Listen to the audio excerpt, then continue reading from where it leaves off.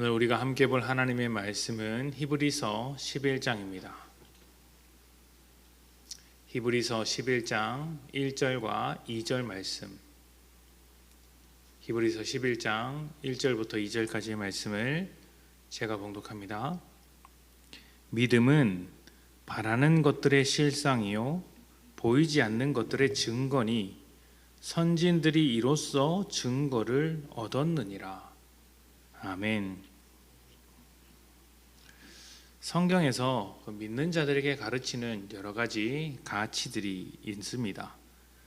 그런데 이러한 가치들은 세상에서도 아주 좋은 것으로 받아들이는 경우가 있습니다.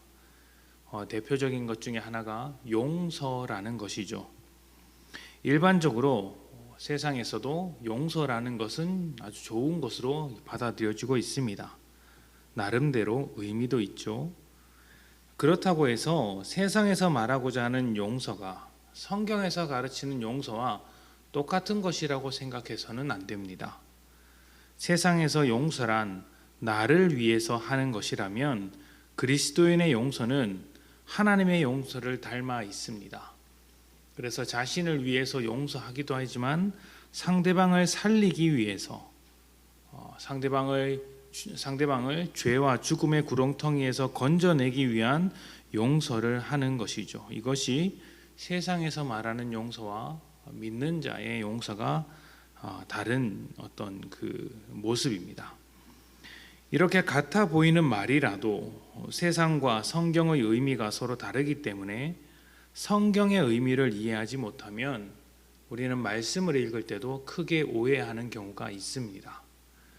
오늘 말씀도 그렇습니다.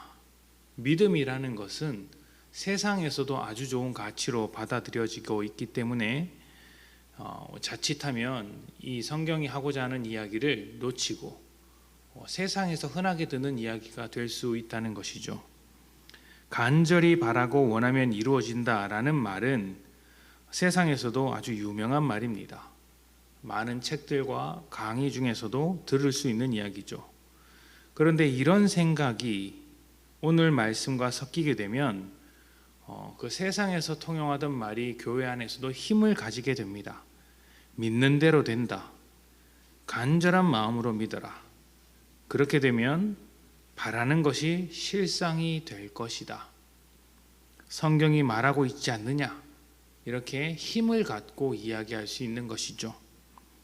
하지만 성경에서 말하는 믿음은 그런 것이 아닙니다. 특히 오늘 본문에서 말하고 있는 믿음도 그것과는 상관이 없습니다.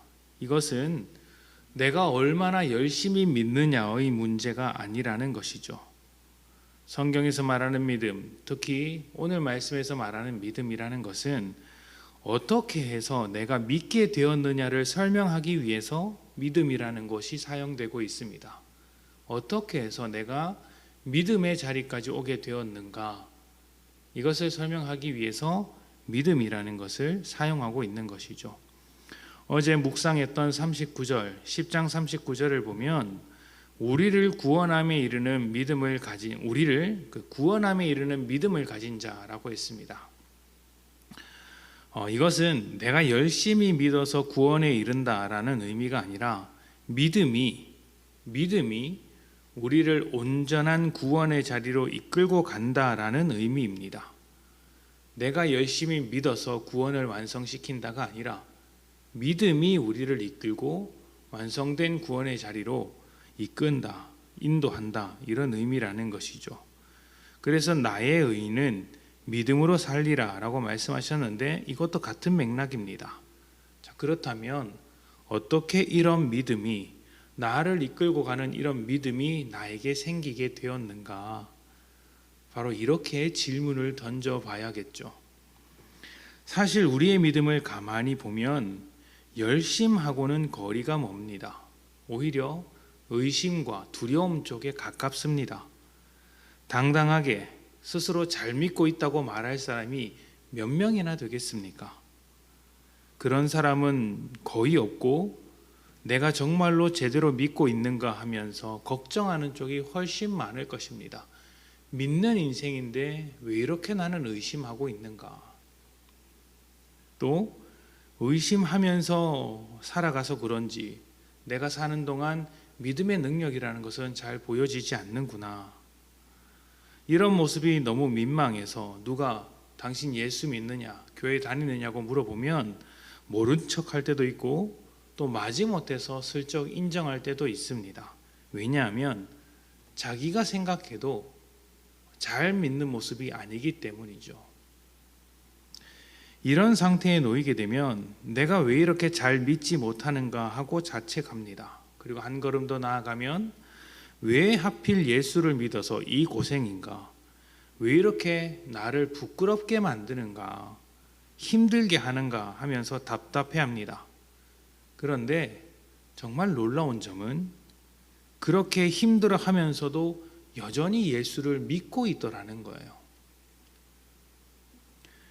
믿음이 나를 부끄럽게 만들고 믿음이 나를 자책하게 만드는데 여전히 예수를 믿고 있습니다. 예수를 포기하지 않습니다. 왜 그럴까요? 우리가 믿음을 붙드는 것이 아니라 믿음이 우리를 붙들기 때문입니다. 믿음이 있다는 것은 하나님께서 그 인생에 다가오셔서 개입하고 계시다는 증거입니다. 죄로 죽을 수밖에 없는 인생들을 하나님께서 내버려 두지 않으셨고 찾아오셨으며 간섭하고 계십니다. 그리고 하나님의 뜻을 알게 하시고 하나님의 사랑을 경험케 하셨습니다. 그 덕분에 어떻게 되었습니까? 세상의 수많은 사람들이 믿지 않는 중에 그럼에도 우리는 믿고 있더라는 거예요. 예수님을 믿고 하나님을 아버지라고 부르고 있습니다. 믿음이라는 것은 하나님께서 우리에게 일하신 결과입니다. 그래서 바라는 것들의 실상이 되는 것이죠. 열심히 믿었더니 원하는 것이 이루어지더라가 아닙니다. 내 인생에 간섭하셔서 믿음으로 살게 하신 하나님께서 우리를 소망의 자리에 닿기까지 계속해서 일하실 것이라는 믿음을 통해 우리는 하나님을 알아갈 수 있다라는 측면에서 실상인 것입니다. 나에게 믿음을 만드신 하나님께서 소망의 자리까지 나를 인도하실 것이다. 이것이 믿음으로 이제 우리에게 나타나고 있다. 그래서 실상인 것이죠. 또 보이지 않는 것의 증거라는 것도 보이지 않는 하나님의 일하심의 증거가 우리의 믿음이라고 말하는 것이죠. 하나님이 어디에 계신가? 그것을 말해주는 가장 강력한 증거가 믿음이라는 거예요. 우리가 어떻게 예수를 믿게 되었는가? 하나님께서 일하신 덕분이 아닌가? 3절 이후로 나오는 모든 믿음의 선진들, 믿음의 조상들도 마찬가지입니다. 망할 수밖에 없는 죄인된 자들에게 하나님이 찾아오셨고 믿음을 갖게 되었습니다. 그 대표적인 인물이 3절 이후로부터 가장 먼저 나오는 아브라함입니다. 우리가 지난주 수요 예배 때 아브라함에 관해서 짧은 이야기를 나누었는데 아무것도 한 일이 없는 아브라함에게 하나님께서 찾아오셔서 두려움을 걷어내시고 믿음의 자리까지 인도하셨습니다. 아브라함의 믿음이 아브라함의 열심으로부터 시작된 것이 아니라 하나님의 일하심으로부터 시작되었고 그 믿음이 하나님의 증거인 것이죠. 하나님의 열심에 대한 증거. 하나님께서 우리의 인생 가운데 간섭하고 계시다라는 강력한 증거가 되는 것입니다. 얼마나 믿음이 대단한가? 당신의 믿음은 얼마나 건강하고 훌륭한가? 이 질문에 대해서 떳떳하게 대답할 사람은 많지 않을 것입니다. 그러나 우리의 부족함에도 불구하고 하나님이 이끌고 가시는 것입니다. 우리의 믿음, 우리의 인생을 하나님께서 이끌고 가시며 하나님께서 그 완성의 자리까지 우리를 몰고 가시는 것이죠. 그 증거가 믿음입니다. 믿는 게 고생인데 여전히 우리는 믿습니다. 요즘 같은 세상에서 믿는 자라고 한다면 오히려 신분을 감춰야 하는데 그럼에도 믿습니다. 놀랍죠.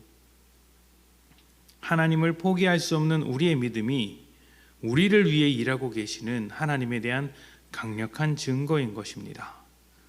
하나님은 우리를 완성의 자리까지 이끌고 가시는 것에 포기함이 없을 것입니다.